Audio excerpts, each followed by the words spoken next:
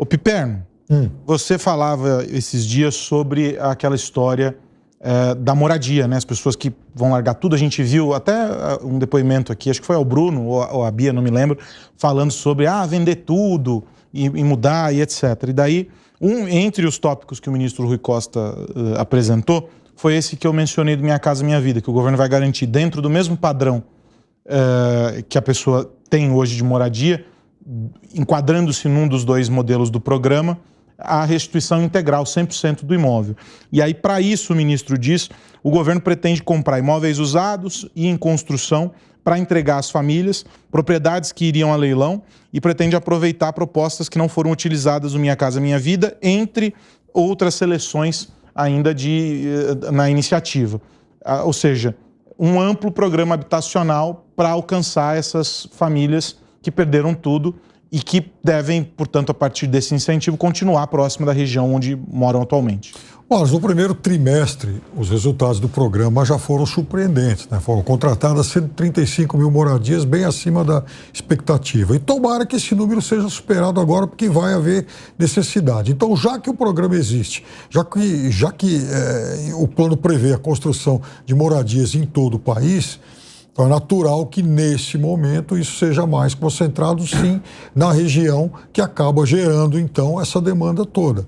É fundamental que o governo comece a agir de forma mais intensa lá no Rio Grande do Sul. É evidente que isso significa também uma correção de rotas do programa, uma mudança de rotas do programa, é verdade, mas há uma necessidade emergencial de se fazer, então, mais nessa região, até porque a gente já está falando hoje em mais de 600 mil pessoas desabrigadas, e vê como que uma coisa, ela atrai a outra, né? Então, uma forma de muitas dessas pessoas que vão receber esses recursos via Pix se identificar é exatamente por meio dos seus endereços.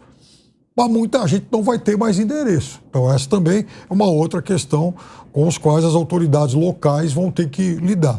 Então, e isso gera também uma oportunidade de empregabilidade para as pessoas e de negócio para as empresas, né, que atuam nesse setor, instaladas lá no território gaúcho. Então, acho que o programa ele é mais do que bem-vindo nesse momento. E é interessante porque quando a gente fala sobre moradia, né, Segré, e a gente não está falando isoladamente, nesse caso específico, a gente não está falando isoladamente da construção da casa. Como a destruição foi muito grande, nós estamos falando em repensar bairros inteiros, nós estamos falando no planejamento urbano, né, das cidades. E, então, existe aí uma janela de oportunidade, como o Piperno coloca, que é gigantesca quando a gente pensa em infraestrutura, ou seja, um olhar muito amplo. E o Minha Casa Minha Vida entra, nesse caso, atendendo as populações mais vulneráveis do ponto de vista de renda. São 4h33, nós estamos aqui falando sobre as medidas anunciadas em 36, eu dei a hora errada, perdão, 4h36. Nós estamos falando aqui sobre as medidas que foram anunciadas pelo governo federal e citei aqui ao Piperno, os quatro aqui, mas pedi o comentário do Piperno sobre a questão da moradia, Minha Casa Minha Vida. Antes de eu te ouvir, Segré, a gente tem o trechinho em que o ministro Rui Costa detalha esse tema. Vamos ouvi-lo. Aquelas pessoas que estão em abrigo, seja abrigo oficial ou estão abrigadas em casas de familiares, etc., elas já podem procurar na sua cidade um imóvel à venda dentro desse padrão que eu citei, que o governo federal, através da Caixa, vai comprar a casa e entregar à pessoa. Nós determinamos que todas as casas que estavam para leilão aqui nas cidades atingidas, todas as casas da Caixa e do Banco do Brasil, nós vamos retirar do leilão, o governo federal fará a quitação e entregará às famílias que precisam das casas. E aí, Segré? Eu fico na dúvida. Eu acho valiosíssima a ajuda social. Neste momento, nem falar. Mas tenho duas preocupações. A primeira é a letra miúda. O que faltou depois da vírgula. Eu não consegui entender, e talvez os meus colegas aqui sabem, se essa vai ser uma doação do governo federal para quem perdeu a casa, ou vai ser eu pago e depois você vai ter que me pagar, mesmo que seja parceladamente. No caso, Minha Vida é pago. Então, mas Não foi isso que ele falou. Quando a gente entende a fala, eu fiquei nessa dúvida, porque ele diz a restituição 100% do que a pessoa perdeu. Dá a entender que o governo está dando uma nova casa dentro daquela faixa de valor para aquelas pessoas, mas isso não ficou claro. O Bruno Pinheiro está lá, inclusive, a gente pode até pedir para ele, para checar, confirmar isso lá com os assessores. Seria válido. Para a gente poder trazer esse detalhamento. Mas eu também fiquei nessa dúvida. Me permita complementar com outra questão. É importante porque não é a mesma coisa, o governo vai te dar, fica tranquilo, o governo vai te dar, e todo mundo diz, nossa, olha, o governo vai me dar uma casa. Não, peraí, vírgula. Você vai ter que pagar depois. Não está errado ter que pagar depois. De jeito nenhum. Me parece válido se a pessoa tem oportunidades de emprego, de forma de ele devolver. É até uma dignidade humana ele pagar pela sua casa, pela sua moradia. Mas faltou o depois da vírgula. Não ficou muito claro se é, não, fica tranquilo, o governo vai te dar uma casinha aí para você curtir a vida, ou eu te ajudo, mas você depois vai ter que pagar. E é um detalhe não menor. Mas a única preocupação é, eu faço uma seguinte conta.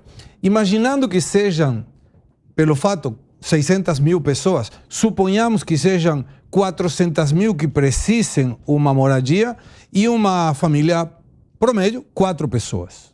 Estamos falando de 10 mil moradias. 10 mil moradias no padrão da fase 1 de Minha Casa Minha Vida são 17 bilhões de reais. Porque são 171 mil reais cada uma. Sim. Então dá 17 bilhões de reais.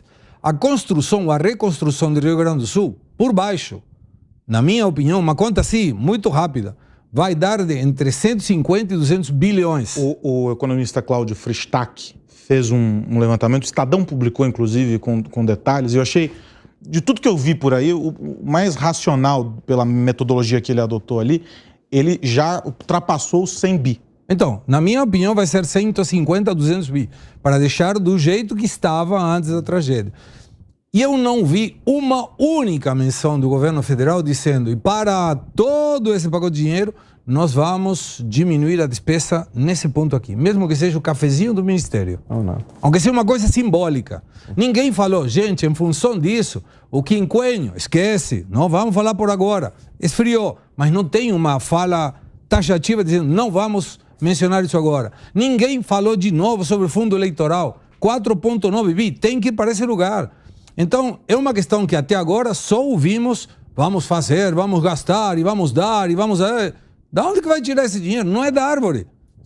E aí você vai ter um problema maior, que é a questão que ontem a Langani mencionava sobre o Informe Focus, que projetou, não sei, na cabeça de quem, o crescimento do PIB com todo esse desastre.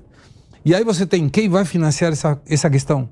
Quem vai financiar? Porque isso é maior dívida que é válida, é preciso, ninguém está questionando. Mas tem que ter um plano de qual será a contrapartida. Como que a gente vai fazer? Porque se for desse jeito, esquece do equilíbrio fiscal em 2040. Porque isso vai ser, não, e no ano que vem precisamos tal coisa, e no outro ano precisamos tal coisa. E aqui só estamos falando de gastar. Investir na moradia das pessoas, válido. Ajudar as pessoas, super válido. Explicar melhor seria muito interessante. E, sobretudo, explicar como o governo federal vai fazer para tirar um pouco de despesa para que a conta não vai fechar, mas pelo menos esteja um pouquinho mais acomodada. E acho que agora cai a responsabilidade no colo do ministro Pimenta, que ainda é ministro, né? Porque foi um ministro especial, um ministério especial para esse caso, né? Do ministro Pimenta, porque o presidente Lula enfatizou muito bem esse papel, ele que vai liderar, representar o governo e tal. Quando a gente pensa na infraestrutura como um todo, esse plano, a visão do governo federal sobre essa reconstrução passa necessariamente por essa figura que é esse, não sei como nomear, mas um ministro que está ali... Ministro plenário. Tá ali atuando nessa frente. Porque essa é a resposta que a gente espera no nível estratégico. Claro, atender as pessoas, benefício social, isso é imprescindível. A gente está vendo o drama dessas famílias. Mas esse drama pode piorar se não houver um planejamento que contemple essa visão que a gente está mostrando aqui, né, Dado? Com certeza. Aliás, o Segré trouxe esse ponto fundamental. O governo deveria estar não só fazendo esse esforço conjunto com o Congresso para aprovar de maneira célere essas medidas que permitirão a liberação dos recursos, mas também a agenda do corte de despesas. Nós já falamos aqui quantos pontos dá para cortar. Dá para cortar os subsídios que o Piperno sempre menciona aqui, que custam 500 bilhões de reais por ano. Dá para acabar com os super salários, dá para acabar com privilégios como o tal do quinquênio que queria colocar em votação, dá para acabar com penduricalhos. Tem muito corte para fazer em despesa pública. E seria muito bom se o governo e o Congresso dessem provas para aprovar o fim desses penduricalhos, privilégios, super salários, subsídios, para direcionar esse dinheiro para o Rio Grande do Sul. Então, isso mostraria responsabilidade, não só com a reconstrução do Rio Grande do Sul, mas responsabilidade com o restante do Brasil, que vai ter que financiar essas contas para salvar o Rio Grande do Sul. E como bem disse o Segré, ninguém está contestando isso. É hora, sim, o Brasil inteiro está unido em ajudar o Rio Grande do Sul. Mas também é hora do governo dar sinal de responsabilidade, que não abriu mão do seu compromisso com o equilíbrio fiscal. E aí um outro ponto que o Alan Gani disse, com toda esta ajuda já começa a ter estudos mostrando o impacto que isso vai ter na queda do PIB de pelo menos 0,4%. Então isso é outra coisa que tem que ser levada em consideração. Isso vai afetar sim a economia. E por último, isso tem que ser uma política de Estado, e por isso que me assusta esse discurso palanqueiro do presidente, porque uma política de Estado que vai pegar 2 anos do mandato de todos que estão no poder hoje e depois mais, pelo menos 2 ou 3 anos do mandato, o próximo mandato inteiro do próximo presidente e do próximo governador. Então, se isso não for tratado como uma questão de Estado blindada, nós vamos transformar uma enorme oportunidade de superação da crise, de reconstrução do Rio Grande do Sul, em mais uma dessas panaceias fracassadas do Brasil, como que é a indústria da seca, a indústria da pobreza, que você cria uma burocracia que consome mais dinheiro do que o benefício dado às pessoas. Agora, Alan, é interessante dizer isso, porque parece que vocês, economistas, são figuras desumanas, que só estão olhando para os números. Mas essa não é a verdade. Não. Porque a economia é um estudo que vai muito além, é uma ciência que vai muito além. Social. Não é? Ela é, antes de tudo, social. Antes de tudo, está olhando para os indivíduos. Perfeito. O comportamento e etc. Mas quando a gente pega esse fenômeno todo aqui e a gente passa a entender isso, e essa frase do Dávila diz assim, olha, nós vamos ter um impacto importante na economia, quando a gente entende isso, é preciso ter clareza de que não é sobre número, não é sobre um balanço. Isso, exatamente. Quando a gente diz o impacto na economia, nós estamos falando sobre lá na frente poder de compra do cidadão reduzido, custos mais altos para a produção que vai gerar aumento de produtos. Tudo isso é essa história do impacto na economia. Acho que isso é importante de materializar para quem está em casa nos acompanhando. A gente já começa a ter alguns sinais disso. E aí não é ser profeta do apocalipse. Claro. É única e exclusivamente a gente entender que é um estado dos mais importantes aqui para a nossa economia. Todos são importantes, mas há características muito específicas para cada um. Que está altamente impactado. Isso tem que entrar nesse racional de maneira muito clara. E aí não é uma visão de governo, não é uma visão de crise, ela é uma visão de país, é uma visão de Estado, não é isso? Perfeitamente, Aros, o seu raciocínio. A ciência econômica ela só faz sentido se for para melhorar, no final das contas, a vida das pessoas. O objetivo é como alocar recursos escassos para necessidades ilimitadas. Então, a economia ela passa o tempo inteiro por fazer escolhas. E aí existe um impacto econômico na vida dessas pessoas, porque elas perderam o seu patrimônio, elas perderam também os seus empregos, porque, imagina, indústrias foram destruídas ali, pequenas indústrias, o comércio foi destruído, lavoura foi destruída, então elas vão recomeçar do zero. Então, houve uma perda ali de emprego, inclusive perda de mão de obra também, né? Porque pessoas morreram. E tudo isso tem um efeito em cascata, porque a pessoa perde o emprego, fechou o comércio, ela deixou de consumir e que ela deixando de consumir afeta o outro comércio que estava aberto. Esse é um primeiro impacto. Então, leva a uma situação de aumento da pobreza imediato. Segundo ponto, com todo este aumento de gasto público, novamente, necessário, mas concordo absolutamente com o Dávila, o que causa bastante receio é a falta de planejamento no futuro em relação a esse excesso de gasto necessário que está sendo feito agora. E lá na frente, porque a gente já está numa situação fiscal muito delicada. E como é que o governo vai conseguir dinheiro para o Rio Grande do Sul? Como sempre conseguiu, não é cortando gasto, se endividando perante a sociedade. Vai pegar dinheiro emprestado, né? Vai lá, faz leilão de título público, né? Então banco, a pessoa física, todo mundo emprestando dinheiro para o banco, para o governo, né? O dinheiro do banco é o nosso. No final das contas, a sociedade está emprestando dinheiro para o governo. Isso aumenta o risco. Aumentando o risco, aumenta a taxa de juros, né? Aumentando a taxa de juros, cai a atividade econômica, o que cai também a arrecadação. E a gente começa a entrar num patamar muito perigoso. Ciclo vicioso. Um ciclo vicioso, exatamente. Então, por isso que quando a gente fala muito do tal do fiscal, porque quando as contas do governo, igual uma família, quando as contas do governo elas estão deterioradas, porque o dinheiro é escasso, o orçamento não é ilimitado, porque a produção de riqueza na sociedade, ela é limitada, o PIB é limitado, portanto, o Estado por si só não produz. O dinheiro do Estado vem da produção de bens e serviços da sociedade. Então, o orçamento é limitado. Não tem dinheiro para tudo. Então, quando as contas do governo não fecham, começa a faltar dinheiro para a saúde, começa a faltar dinheiro para a educação, começa a faltar dinheiro para investimentos necessários, né? Ou despesas de custeio necessário. Então, o governo fica com menos dinheiro para os investimentos necessários, saúde e educação, por exemplo, segurança pública, e, por outro lado, pressiona a taxa de juros, que tem impacto também na vida do cidadão comum, como a diminuição da atividade econômica e a diminuição do emprego. Por isso que a gente bate nessa tecla da responsabilidade fiscal. Diga, Piperno. A estratégia do governo, a opção do governo por anunciar uma série de incentivos e de benefícios para a ponta, para o usuário final, para as pessoas é a mais correta. É muito mais eficiente, por exemplo, do que o governo anunciar subsídios para qualquer setor que seja. Por quê?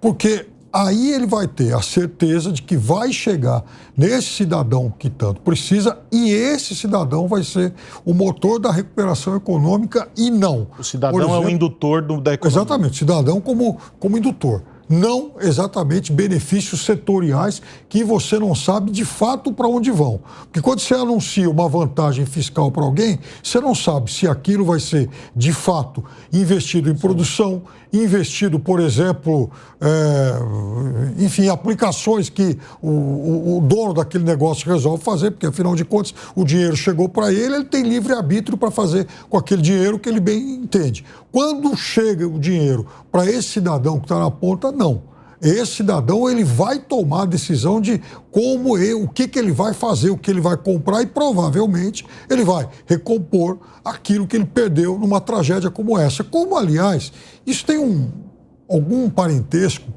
com que tem alguma semelhança com algumas medidas que foram anunciadas durante a crise de 2008-2009. Inclusive, tem uma que o governo anunciou agora que, de certa forma, copia aquela e que foi uma medida tomada com êxito naquele momento, que é exatamente os recursos para que as pessoas invistam na linha branca. Então, você vai ter um determinado volume de créditos para comprar aquele tipo de produto. Você vai ter autonomia. Móveis e eletrodomésticos. Para comprar exatamente a marca do Aros, ou a marca do Segré, ou a marca do Dávila. Não interessa qual vai ser a sua opção, mas você vai ter que usar naquilo. Também é uma forma de você, de alguma forma, a partir desse usuário final, que vai ser o indutor dessa retomada, você dinamizar e recuperar aqueles setores, aquele determinado setor, sem que haja algum intermediário.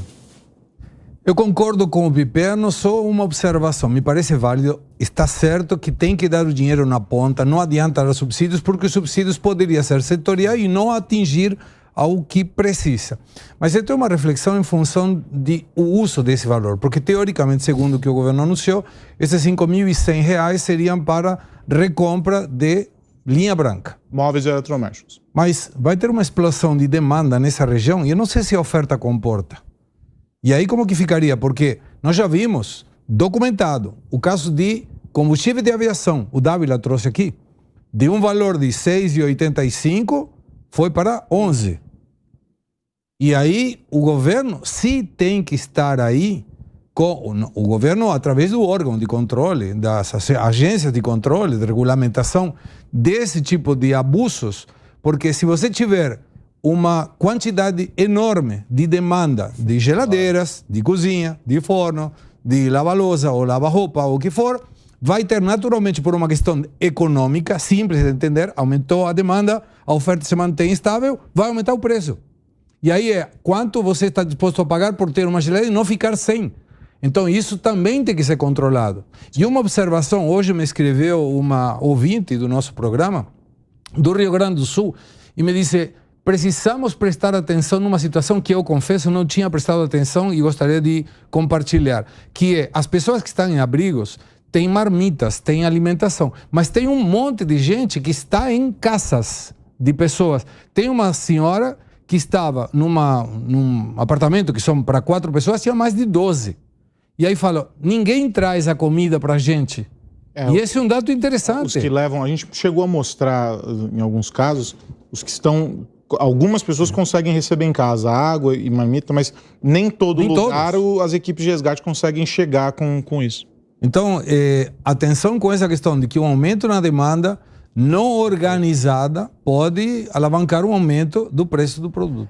Tudo é colocado, e aí, ok, o raciocínio do Piperno, mas não leva em conta o efeito colateral de longo prazo, porque esse excesso de gasto vai ter efeito colateral. Então, a discussão, ela não é tão simples. É claro que essas famílias devem ser ajudadas, é claro que tem que ter linhas de crédito para ela ou ajuda direto na ponta. Mas que isso vai ter efeito no mundo real, vai ter. Assim como a pandemia teve efeito no mundo inteiro. O superendividamento dos estados para o auxílio das famílias durante a pandemia, a impressão de dinheiro brutal que houve no mundo, teve efeito inflacionário, teve perda da atividade econômica, teve disrupção da cadeia produtiva, isso na pandemia. E é claro que essa situação também vai ter efeito, porque o que me incomoda muito na classe política é que eles colocam de uma maneira, Aros, que é tudo muito simples, como se o dinheiro, né, fosse simplesmente ligar a impressora. E não é assim. Então, todo este recurso que está sendo dado ao Rio Grande do Sul, repito, válido, tem que chegar, mas vai ter efeito colateral. É isso. É só para colocar a discussão em termos bem maduros. Por quê? Porque precisa de um planejamento a longo prazo, porque vai ter efeito colateral.